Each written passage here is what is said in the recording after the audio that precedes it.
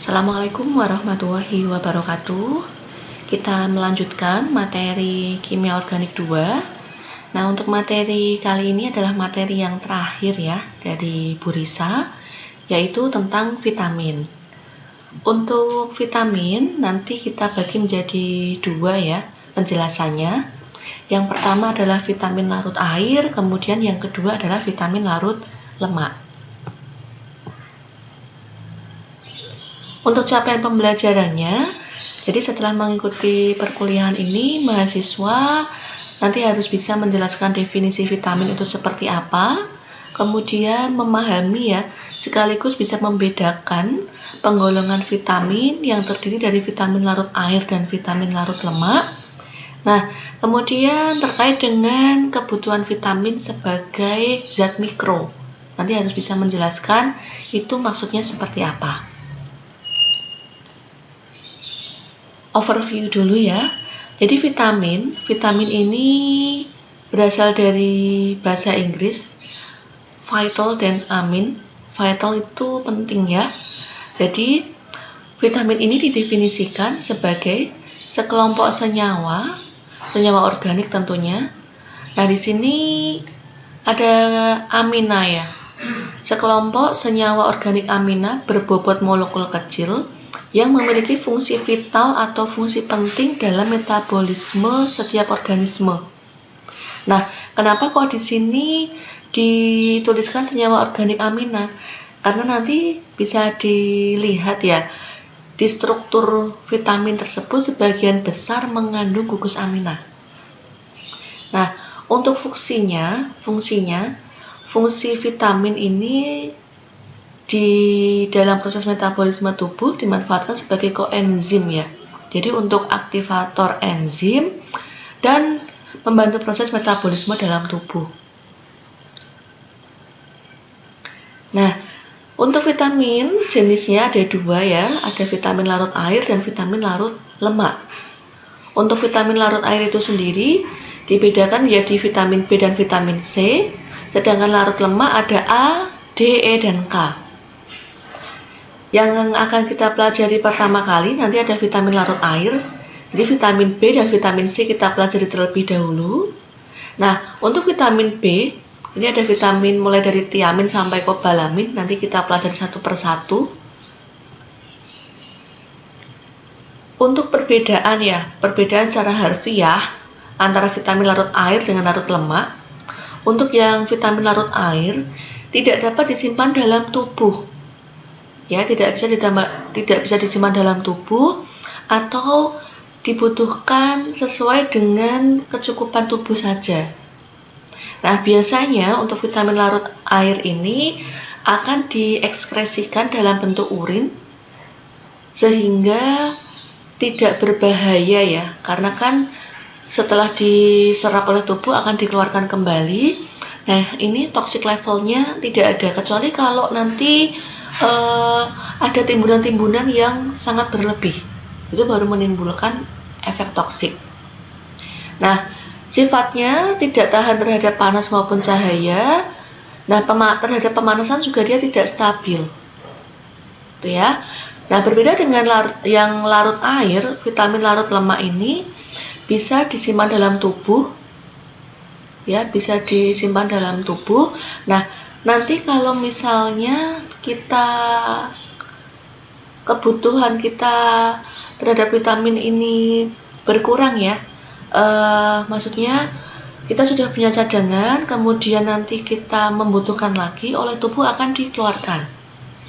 Nah, karena bisa dalam tubuh ini disimpan, sehingga apabila vitamin larut lemak ini terakumulasi dalam jumlah besar, dapat menimbulkan efek toksik, terutama yang tidak bisa diserap oleh tubuh.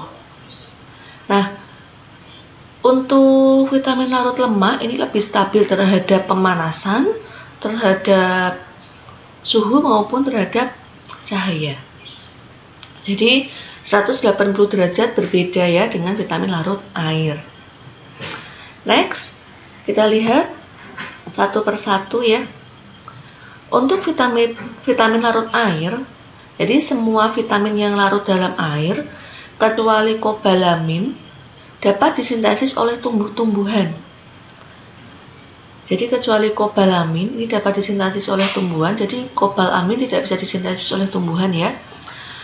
Dan oleh karena itu sebagian besar vitamin ini terdapat di kacang-kacangan, biji-bijian, sayur, ragi, daging, dan susu. Semua vitamin larut air kecuali vitamin C mempunyai peran sebagai koenzim atau kofaktor dalam reaksi enzimatis. Nah, jadi vitamin B itu sebagian besar berfungsi sebagai koenzim atau kofaktor, sedangkan untuk vitamin C tidak berperan sebagai koenzim. Jadi sama-sama vitamin larut air tapi berbeda fungsi. Nah, di sini ada pertanyaan dari Bu Risa. Apa yang dimaksud dengan reaksi enzimatis? Silahkan kalian jawab di kolom komentar. Kita masuk ke vitamin B. Vitamin B terdiri dari 8 vitamin larut air yang berperan penting dalam metabolisme sel. Nah, kita tahu ya, metabolisme sel itu ada metabolisme karbohidrat, lemak, protein, asam nukleat, dan kawan-kawannya. Struktur kimia vitamin B ini berbeda-beda. Jadi mulai dari tiamin tadi ya sampai kobalamin, nanti bisa kalian cermati strukturnya itu berbeda-beda. Biasa disebut dengan vitamin B kompleks. Maksudnya B kompleks itu terdiri dari beberapa jenis vitamin B ya, sehingga sangat kompleks. Nah, vitamin B, ada 8 vitamin B, nanti akan kita ulas satu persatu. Mulai dari tiamin, riboflavin, niacin, asam pantotenat, piridoksin, biotin, asam folat, dan kobalamin. Yang pertama adalah tiamin. Tiamin ini terdapat hampir di semua tumbuhan dan jaringan hewan ya, yang digunakan sebagai makanan, akan tetapi kandungannya memang sangat kecil. Di dalam otak dan hati, maaf ini hati ya, tiamin ini akan diubah menjadi TPP oleh enzim tiamin difosfotransferase dan reaksi yang membutuhkan ATP. Jadi tiamin piroposfat ini adalah koenzim dalam reaksi oksidasi dekarboksilase. Sekali lagi berperan di metabolisme sel. Strukturnya, jadi struktur tiamin di sini dia punya 2 cincin, ada cincin pirimidin dan cincin tiazol. Nah, untuk cincin tiazol, ini tadi yang disebut senyawa amin karena di sini ada gugus-gugus amina ya. Nah, untuk cincin tiazol ini mengandung sulfur, jadi ada sulfur, ini sulfur dan nitrogen. Ini yang disebut dengan cincin tiazol. Nanti dicermati ya, masing-masing strukturnya. Nah, berikutnya ada vitamin B2 atau riboflavin. Kalau riboflavin ini lebih cenderung ditemukan di sayuran segar ya. Berperan di reaksi Maillard. Reaksi Maillard.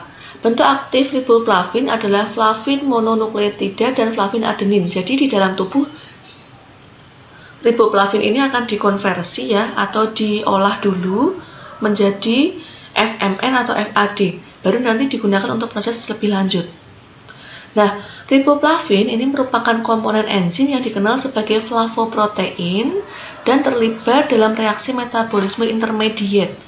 Maksudnya metabolisme intermediate adalah metabolisme antara. Jadi zat antara sebelum menghasilkan produk akhir dari suatu metabolisme. Ini strukturnya, struktur riboflavin ya. Nah, ada pertanyaan ya, enzim apakah yang berperan pada proses aktivasi tiamin menjadi tiamin piroposfat? Silahkan dijawab. Tadi sudah dijelaskan di penjelasan tentang tiamin, pasti bisa menjawab semua. Dijawab di kolom komentar ya, ini sebagai mini quiz, feedback langsung di penjelasan materi vitamin. Nah, yang ketiga ada asam nikotinat atau disebut juga dengan niacin.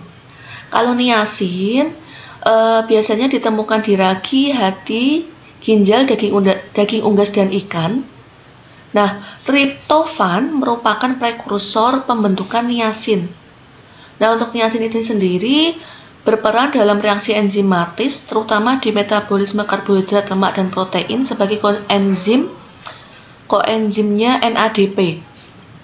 ya. Nah, strukturnya di sini ada gugus karboksilat COOH. Jadi kenapa kok niasin ini bisa disebut dengan asam nikotinat? Ada atnya gitu ya. Karena kalau diamati di sini ada COOH itu gugus karboksilat. Nah, berikutnya ada asam pantotenat. Asam pantotenat kalau dilihat dari strukturnya juga sama. Di sini ada gugus karboksilat. Untuk asam pantotenat ini biasanya di biji-bijian. Kemudian sebagai pembentuk asetil ini ya, koenzim A, dan berperan pada transfer gugus asil. Koenzim A ini kita temukan di metabolisme karbohidrat. Nah, asam pantotenat dapat diabsorpsi dengan mudah dalam intestinum atau usus dan selanjutnya difosforilasi oleh ATP. Jadi ada penambahan gugus fosfor sehingga membentuk 4-fosfopantotenat. 4-fosfopantotenat selanjutnya diolah menjadi 4-fosfopantetein dan membentuk koenzim A. Jadi ini prosesnya secara bertahap. Nah, berikutnya ada piridoksin. Piridoksin ini masih ditemukan di kacang-kacangan, biji-bijian ya, daging dan ikan. Nah, bentuk aktifnya adalah piridoksal fosfat, di mana semua bentuk vitamin B6 ini diabsorpsi dalam usus. Nah, bentuk aktifnya piridoksal fosfat itu adalah koenzim pada beberapa enzim metabolisme asam amino dan proses transaminasi. Jadi di sini lebih berperan di proses metabolisme protein. Ya. Nah, ini bentuk-bentuk piridoksin. Ada piridoksal, piridoksin, piridoksamin. Ini strukturnya bermacam-macam ya. Berikutnya ada biotin. Nah, kalau biotin ini juga berperan di metabolisme lemak, protein, dan karbohidrat. Nanti membantu untuk membentuk glukosa, asam lemak, dan asam amino. Jadi ini untuk penguraian lemak, protein, dan karbohidrat menjadi bagian yang kecilnya. Biotin merupakan koenzim pada berbagai enzim karboksilase, dan di siklus Krebs, biotin diperlukan untuk perubahan asam suksinat menjadi fumarat dan oksalosuksinat menjadi ketoglutarat. Jadi biotin ini lebih berperan di metabolisme karbohidrat terutama di siklus Krebs. Itu ya, ini strukturnya biotin. Ujungnya ada COOH-nya juga. Nah, ada pertanyaan, bentuk intermediate koenzim A yang berasal dari asam pantotenat adalah, ini tadi di proses pembentukan koenzim A ya. Jadi awalnya apa? Kemudian di tengah-tengahnya itu ada suatu senyawa intermediate. Nah, itu namanya apa? Yuk dilihat lagi ya. Ini dijawab di kolom komentar.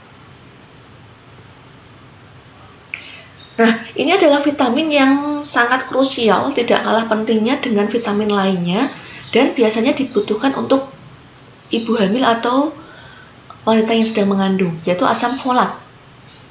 Nah, asam folat di sini fungsinya untuk pembentukan sel darah merah, ya, untuk pembentukan sel darah merah. Kemudian untuk sintesis DNA dan RNA, pembentukan otak, kemudian jaringan-jaringan ini ya, tulang, kerangka pada fetus atau janin.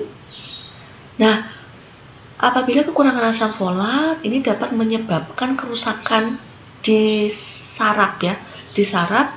Kemudian juga dapat berperan penting di ini, pencegahan serangan jantung, stroke, dan cancer. Jadi ini sangat penting terutama untuk ibu hamil karena di sini fungsinya untuk pembentukan otak dan kerangka. Nah, ini untuk asam folat biasanya banyak disimpan dalam hati. Bentuk aktifnya adalah tetrahidrofolat. Tetrahidrofolat ya. Jadi tetrahidrofolat ini berperan dalam sintesis purin-purin guanin untuk pembentukan DNA dan RNA. Itu untuk genetik ya. Jadi ini memang sangat penting sekali untuk ibu hamil. Nah, ini gugus karboksilat di asam folat ada double, ada 2 gugus karboksilat di sini. Bentuk aktifnya ada tetrahidrofolat, jadi ada 4 atom hidrogen ya, 1, bisa dilihat ya, 1, 2, 3, 4, ada 4, sehingga disebut dengan tetrahidrofolat. Nah, yang terakhir adalah vitamin B12 atau cyanocobalamin. Cyanocobalamin, dari namanya saja mungkin kalian bisa mencermati ya, cyanocobalamin ini strukturnya seperti apa. Jadi di sini ada cyano dan cobalamin. Cyano berarti ada CN-nya. CN-nya mana Bu Risa? Ini CN-nya. Ada kobalt, jadi ada CO di sini, CO, dan sisanya adalah gugus amina. Ini ada gugus-gugus amina, banyak sekali ya. Nah, untuk cyanocobalamin biasanya ini tidak hanya bisa diproduksi oleh hewan, manusia, dan tidak ditemukan di tumbuhan. Koenzim vitamin B12 ini yang aktif ya, maksudnya yang dalam bentuk aktifnya adalah metilkobalamin dan deoksiadenosylkobalamin. Nah, ini fungsinya untuk konversi malonyl-CoA menjadi suksinil-CoA, sama ya di siklus Krebs. Nah, sebagian besar berfungsi untuk saluran pencernaan, sistem urat saraf, dan sumsum tulang. Ini fungsi krusial dari vitamin B12.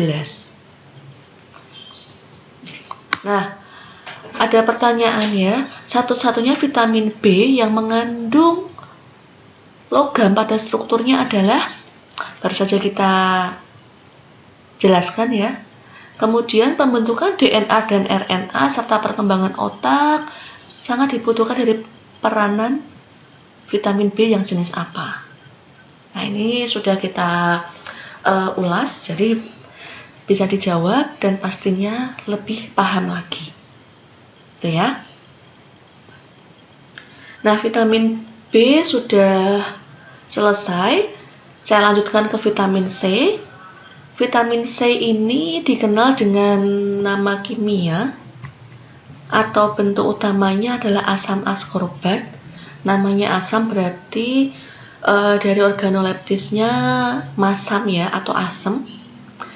Nah, dalam banyak proses vitamin C ini tidak berpartisipasi langsung, tetapi diperlukan untuk mempertahankan kofaktor logam. Jadi fungsinya sebagai pertahanan ya. Peran vitamin C adalah pembentukan kolagen interseluler. Jadi dia membantu untuk pembentukan kolagen. Nah, ini kita kaitkan dengan materi kita protein. Jadi secara tidak langsung vitamin C ini nanti akan berkolaborasi dengan dengan protein ya untuk membentuk kolagen. Nah, berikutnya asam askorbat atau vitamin C ini sangat penting pada proses hidroksilasi dua asam amino prolin dan lisin menjadi hidroksiprolin dan hidroksilisin. Jadi di sini ada yang namanya proses hidroksilasi. Proses hidroksilasi berarti di sini ada penambahan gugus hidroksi ya.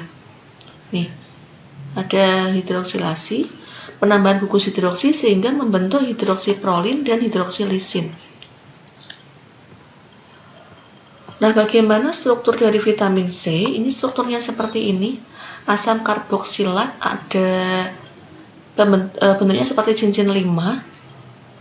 Sebenarnya asam askorbat ini adalah turunan heksosa, diklasifikasikan sebagai karbohidrat dan berkaitan dengan monosakarida. Jadi cincinnya cincin furanosa atau cincin 5. Kemudian fungsinya di sini sebagai pembentukan jaringan kolagen. Nah, penting untuk sistem imun. Jadi untuk meningkatkan sistem imun kita, berperan penting untuk penyerapan besi. Kita tahu ya, zat besi itu ada di sel darah merah kita, jadi ini sangat penting juga. Mencegah skarfi atau gangguan kekurangan vitamin C. Kemudian untuk penyembuhan luka dan perbaikan sel-sel darah. Penting untuk antioksidan, melindungi HDL kolesterol. Nah, jadi ini peran pentingnya asam askorbat adalah sebagai antioksidan. Nah, ini sumber-sumber vitamin C, sebagian besar ada di buah dan sayur. Nah, kita ulas lebih lanjut mengenai struktur vitamin C ya. struktur vitamin C yang disebut sebagai turunan dari karbohidrat. Nah, turunan dari heksosa, jadi memiliki C sebanyak 6, diklasifikasikan sebagai karbohidrat karena berkaitan dengan monosakarida. Ini secara struktural saja. Nah, vitamin C ini merupakan ketolakton, jadi ada gugus ketonnya, gugus keton. Nah, gugus ketonnya di mana Bu Lisa ini? Ada CO-nya di sini, yang merupakan hidrofilik monovalen dari hidroksil anion. Nah, di alam sebagian besar dalam bentuk L asam askorbat dan L asam dehidroaskorbat atau bentuk oksidas atau bentuk teroksidasinya. Jadi ini ya, ini adalah bentuk asam askorbat yang berada di alam. Jika teroksidasi secara terus-menerus, cincin akan terbuka secara irreversibel dan vitamin C akan menjadi inaktif permanen. Nah, ini bisa dilihat. Vitamin C itu mempunyai cincin ya. Mempunyai cincin. Ini cincin 5-nya. Nah, ini adalah alasan kenapa kok kalau kita makan buah kalau kita biarkan secara terus-menerus ya, akan terjadi browning atau teroksidasi. Nah, browning itu salah satunya juga efek karena vitamin C-nya sudah teroksidasi, cincinnya terlepas secara irreversibel, sehingga fungsi dari vitamin C-nya hilang atau inaktif. Nah, makanya kalau memasak sayur juga tidak boleh terlalu lama dipanaskan. Kalau makan buah tidak boleh dibiarkan di udara terbuka. Ini alasannya. Nanti akan teroksidasi. Nah, ada pertanyaan. Apakah vitamin C ini diproduksi langsung oleh tubuh? Jawabannya adalah yes or no? Nah, jawabannya adalah big no. Ya. Jadi, vitamin C tidak bisa diproduksi oleh tubuh. Kenapa? Karena di dalam tubuh tidak bisa menghasilkan enzim yaitu gulunolakton oksidase. Nah, sehingga tidak bisa memproduksi vitamin C ya. Nah, ada pertanyaan lagi ya, mengapa vitamin C tidak bisa disintesis oleh tubuh dan dari mana manusia memperoleh asupan vitamin C? Silahkan dijawab, silahkan dianalisis. Karena tubuh kita tidak bisa memperoleh asupan vitamin C dari dirinya sendiri, dari mana memperolehnya? Nah, bisa dijawab ya. Nah, itu adalah penjelasan mengenai vitamin larut air. Ada beberapa feedback pertanyaan yang harus kalian jawab. Silahkan dijawab di kolom komentar oleh masing-masing mahasiswa. Ya. Nah, ketentuan menjawabnya hanya pada saat slide ditayangkan ya. Nanti kalau ditayangkan slide yang berikutnya baru menjawab, nah itu nilainya akan dikurangi. Ya, terima kasih. Saya lanjutkan ke materi vitamin larut lemak.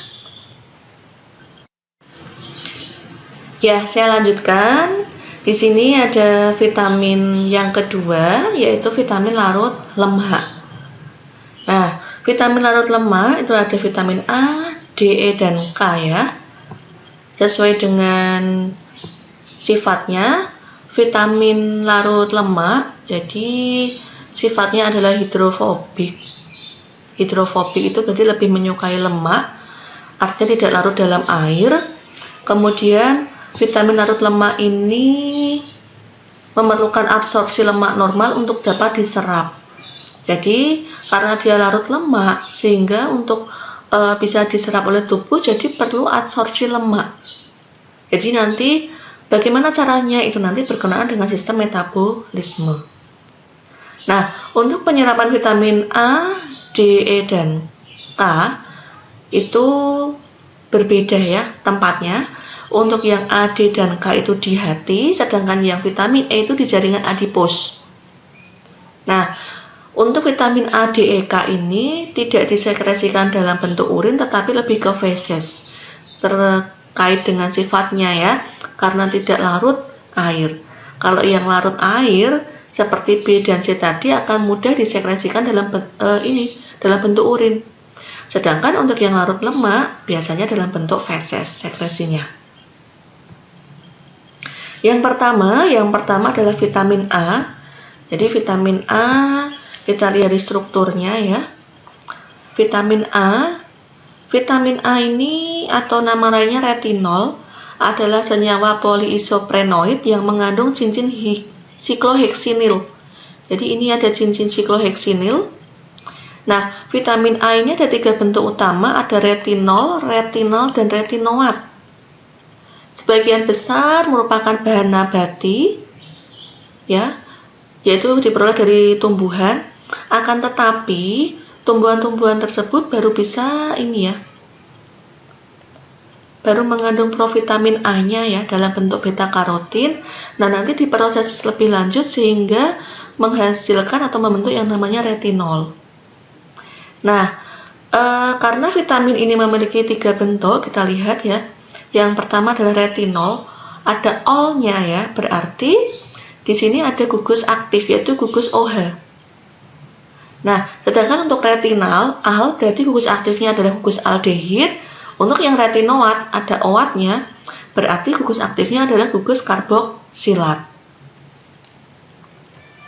Nah, ini ya, ada 3 bentuk aktif dari vitamin A. Ini nanti yang pertama retinol, kemudian retinal, dan retinoat. Itu ya. Nah,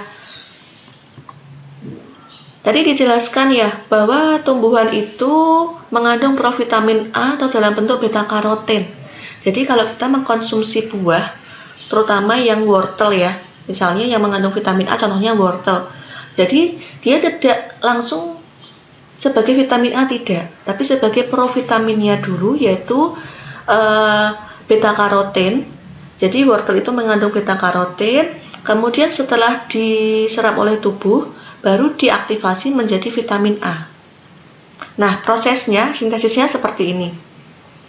1 molekul beta karoten terdiri atas 2 molekul retinal yang saling berikatan melalui ujung aldehid.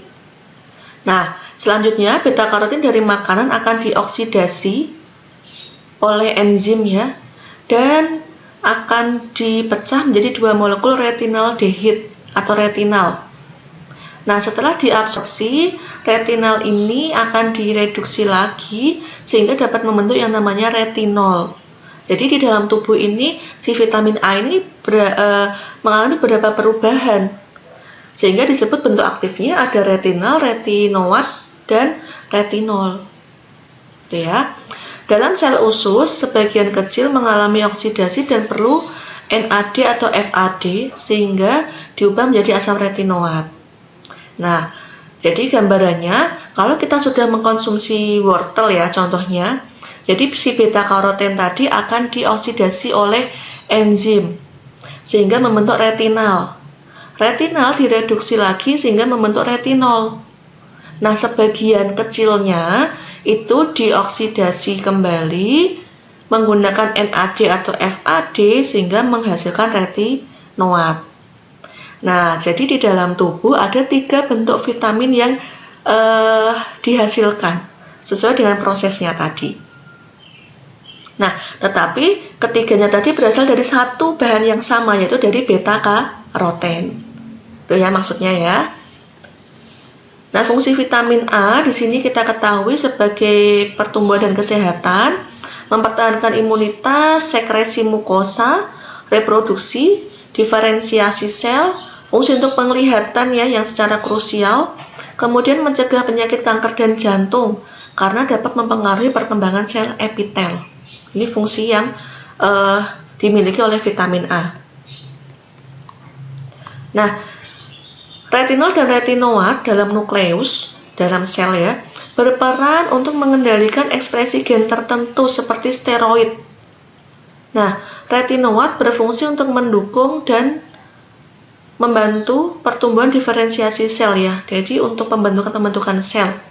Tetapi tidak dapat untuk mengganti peran si retinal dan retinoat untuk penglihatan. Jadi maksudnya di sini fungsinya sendiri-sendiri.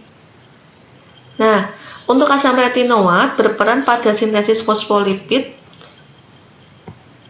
dan merupakan surfaktan mukosa Brunnous dan alveoli paru-paru sehingga dapat mencegah terjadinya infeksi paru dan saluran nafas. Tuh ya. Nah, ini ada beberapa kasus bahwa kelebihan vitamin A dapat mengganggu perkembangan janin. Kenapa? Nah, pada ibu hamil vitamin A ini sangat penting ya untuk perkembangan jantung, paru-paru, dan sebagainya. Karena dapat mempengaruhi sistem saraf, pernafasan dan peredaran darah ya. Akan tetapi kelebihannya juga sangat berbahaya. Nah, kelebihannya ini dapat menyebabkan keracunan pada hati dan kelainan.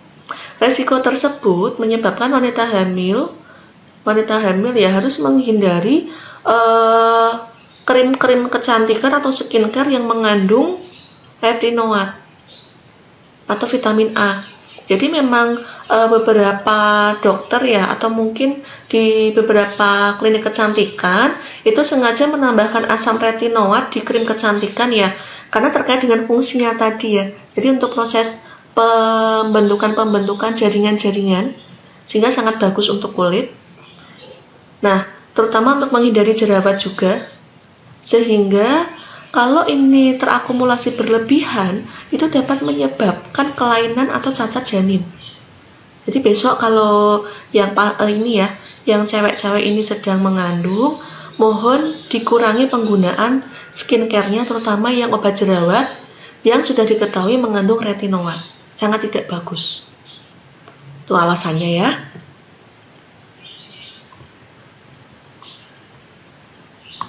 Nah, ini sama feedbacknya, silahkan dijawab di kolom komentar. Berikutnya ada vitamin D. Vitamin D ada dua bentuk, ada ergo dan kolekalsiferol. Ada ergokalsiferol dan kolekalsiferol. Nah, untuk vitamin D nanti di dua bentuknya tadi ya, ergo dan kole itu juga sintesisnya berbeda atau mekanismenya berbeda. Nah, di tanaman itu sebagian besar mengandung ergosterol. Nah, akan difotolisis oleh UV sehingga menjadi vitamin D2. Jadi di sini UV ini berperan sebagai fotolisis atau membantu proses penyerapan ya, atau bukan penyerapan, membantu proses penguraian sehingga provitamin D menjadi vitamin D. Nah, kalau di manusia dan hewan sumber vitamin D itu ada di kulit ya, yaitu dalam bentuk 7-hidroksikolesterol. Nah, setelah difotolisis oleh UV akan menjadi kolekalsiferol atau vitamin D. Ya, jadi kenapa kalau kita diminta untuk berjemur itu untuk mengaktifasi vitamin D. Ya, nah vitamin D ini nanti bisa digunakan lebih lanjut ya untuk metabolisme kalsium dan fosfor dalam tubuh. Nah, vitamin D juga diabsorpsi dalam sistem limfatik, terikat protein globulin khusus untuk mengikat vitamin D. Jadi proses absorpsinya adalah di sistem limfa. Nah, di hepar hati, kolekalsiferol ini akan dihidroksilasi oleh enzim. Nah, sehingga akan menjadi 25 dihidroksi vitamin D dan disimpan dalam hati. Jadi ini adalah proses sintesis lebih lanjutnya. Ya. Nah, ini adalah sistem atau proses sintesis vitamin D. Jadi di kulit kita itu ada prekursornya ya, atau bahan dasarnya, yaitu 7-dihidrokolesterol.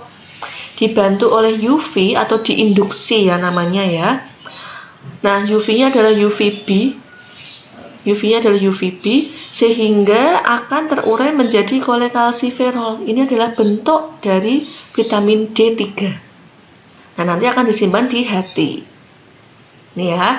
Jadi vitamin D itu bukan sumber, tapi jadi sinar UV ya, atau cahaya matahari itu bukan sebagai sumber vitamin D, tapi dia adalah penginduksi, prekursor vitamin D.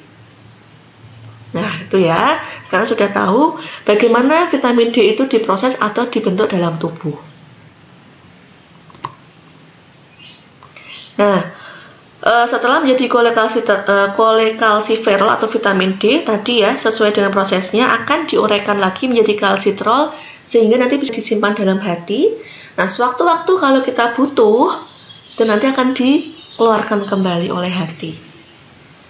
Nah, untuk strukturnya di sini ada vitamin D2 dan vitamin D3. Di sini biasanya vitamin D2 ini kebanyakan diperoleh dari tanaman ya.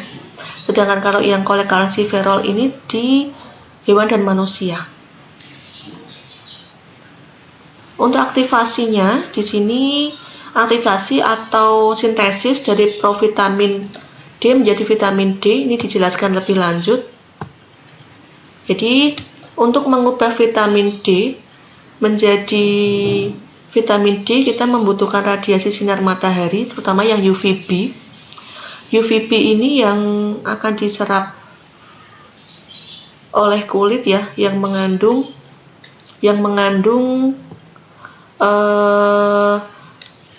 kolesterol. Jadi kulit kita itu kan mengandung kolesterol ya, sehingga bentuk aktifnya adalah 7-dihidrokolesterol tadi diinduksi oleh UVB. Berarti kita berjemur ya selama 5-15 menit untuk mengaktifkannya sehingga nanti dapat berubah menjadi vitamin D atau kolekalsiferol. Nah, akan tetapi kalau kita berjemur jangan lama-lama juga, karena untuk sinar matahari ini yang terlalu lama, paparan UVB ini juga tidak baik, nanti akan ada efek burning ya, atau efek terbakar. Sehingga ada waktu-waktu khusus, terutama ini sedang masa COVID, jadi disarankan untuk berjemur, tapi dalam waktu-waktu yang sudah ditentukan. Nah, fungsinya apa? Jadi fungsi untuk membantu atau membangun imunitas dari tubuh. Jadi fungsi dari vitamin D ini selain untuk tulang, untuk kalsium ya, pembentukan kalsium dan fosfor. Nah, oleh ilmuwan atau oleh peneliti terbukti vitamin D ini juga untuk meningkatkan imun.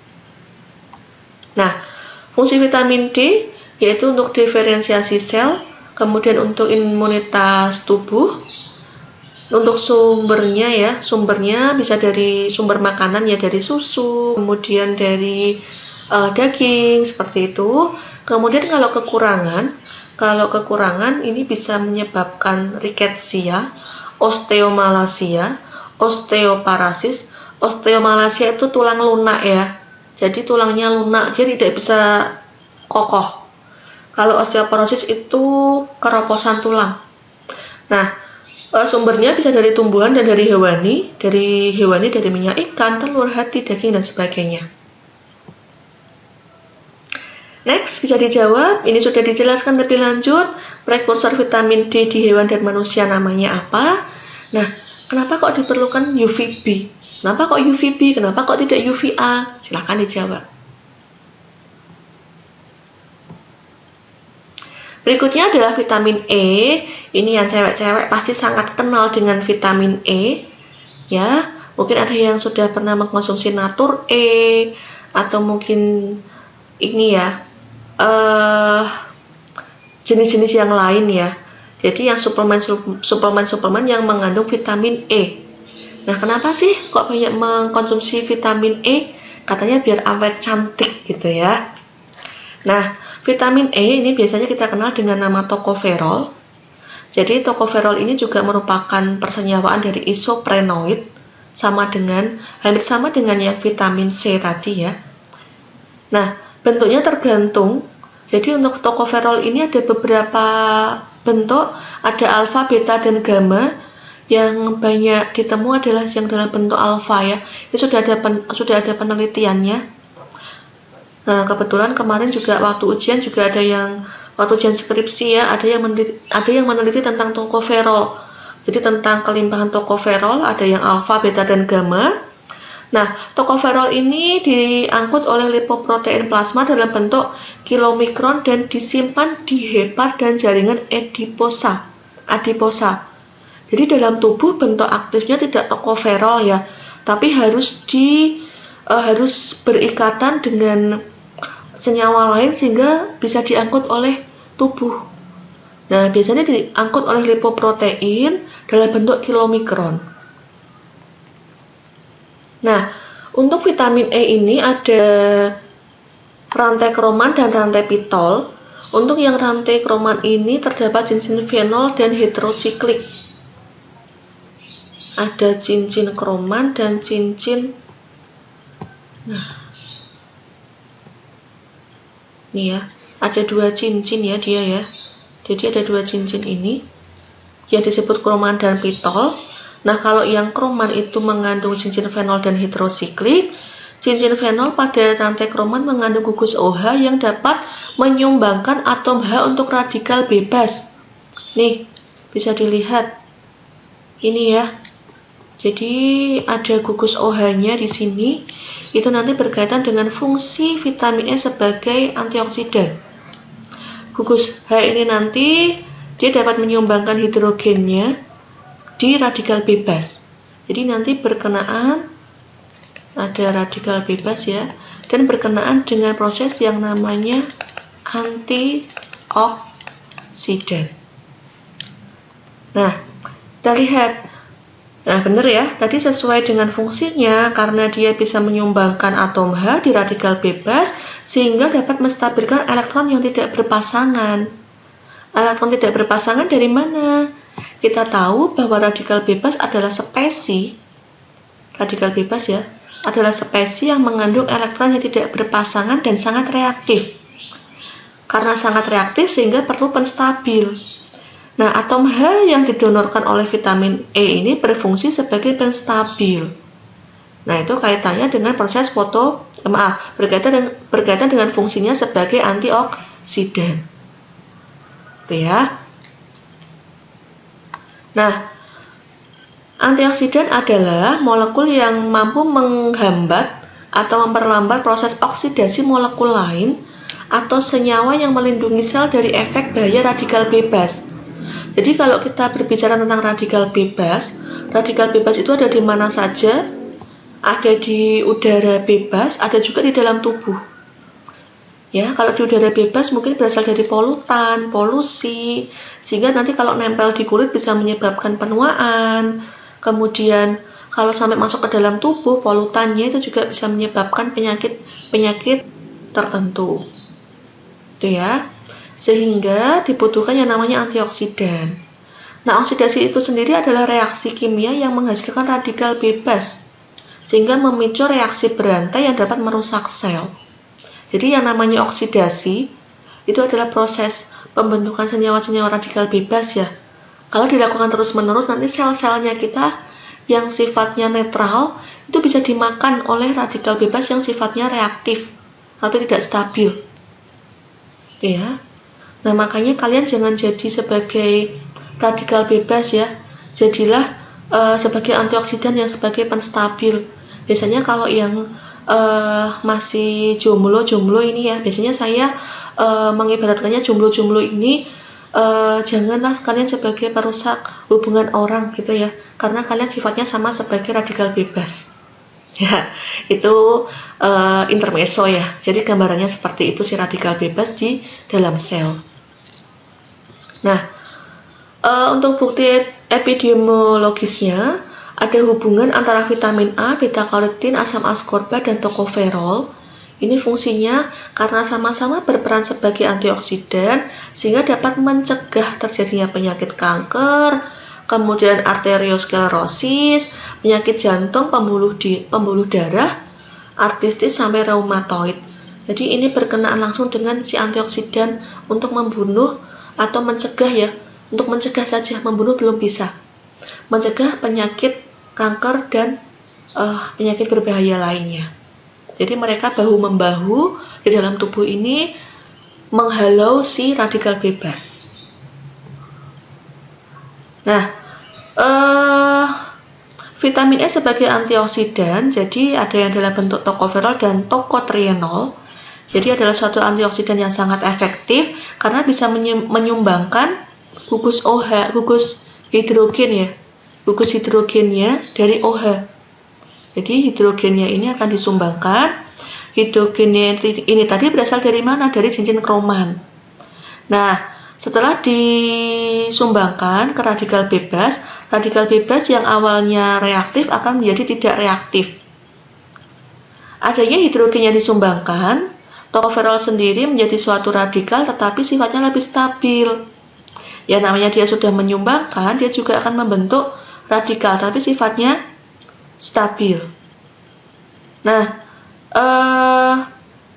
tokoferol yang sudah menjadi radikal tadi akan membentuk radikal yang stabil yang karena mengandung elektron tidak berpasangan pada atom oksigen dan bisa mengalami delokalisasi ke cincin aromatisnya. Jadi sekali lagi terjadinya di cincin kroman. Jadi dia bisa delokalisasi ya, sehingga lebih stabil. Nah, tokoferol merupakan antioksidan fenolik karena adanya gugus fenol ya, gugus fenolik. Jadi gugus fenolik. Nah, OH ini adalah struktur fenolik dan ini dimiliki oleh tokoferol yang secara garis besar banyak terdapat di minyak nabati. Jadi sebagian besar di minyak nabati. Makanya banyak sekali suplemen ya, suplemen vitamin E bentuknya seperti minyak gitu kan. Nah, berperan untuk menjaga kualitas minyak dengan cara mengakhiri reaksi berantai radikal bebas.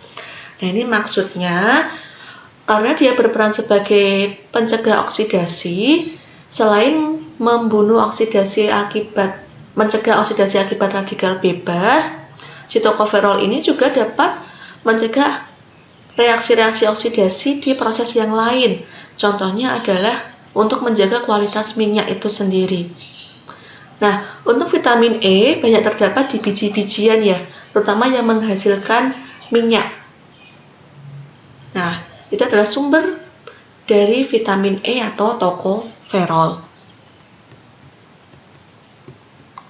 Monggo ini nanti juga bisa dijawab. Ada beberapa pertanyaan ya. Jadi ini sudah bisa mewakili untuk kuis. Jadi nanti feedback tanya jawab diganti dengan penjawab beberapa pertanyaan ini, baik yang tadi yang di vitamin larut air maupun yang di sini vitamin larut lemak. Next, yang terakhir ada vitamin K. Vitamin K ini vitamin K itu berasal dari kata koagulan, disingkat vitamin K. Jadi nanti kaitannya dengan proses pembekuan darah ya. Vitamin K ini terdiri dari derivat naftaquinone dan tersubstitusi polyisoprenoid sama ya, jadi ada cincin-cincinnya juga. Nah, vitamin K senyawa utamanya dalam bentuk menadion. Biasanya terdapat di hewan. Sedangkan untuk yang menaquinone itu terdapat di tumbuhan. Nah, ini ya, ada vitamin K2 dan ada vitamin K3, vitamin K2 dan vitamin K1. Vitamin K3 itu menadion.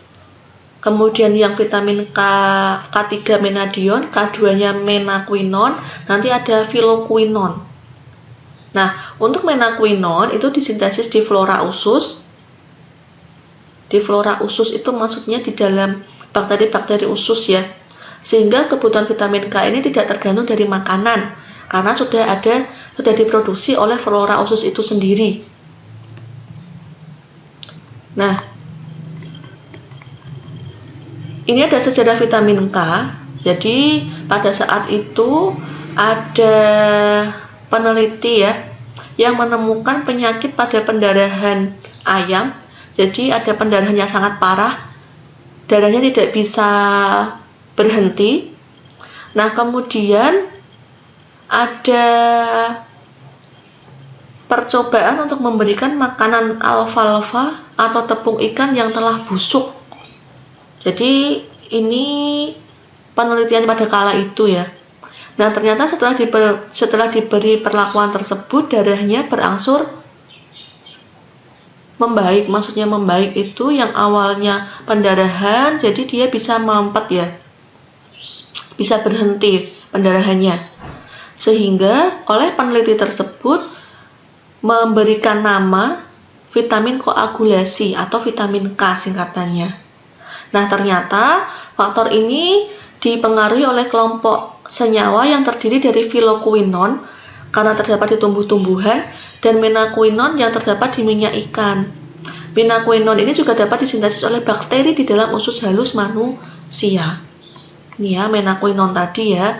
Jadi yang mempengaruhi atau yang dapat menghentikan pendarahan di ayam tadi adalah dari makanan ya yang telah diketahui mengandung yang namanya filoquinone dan menaquinone.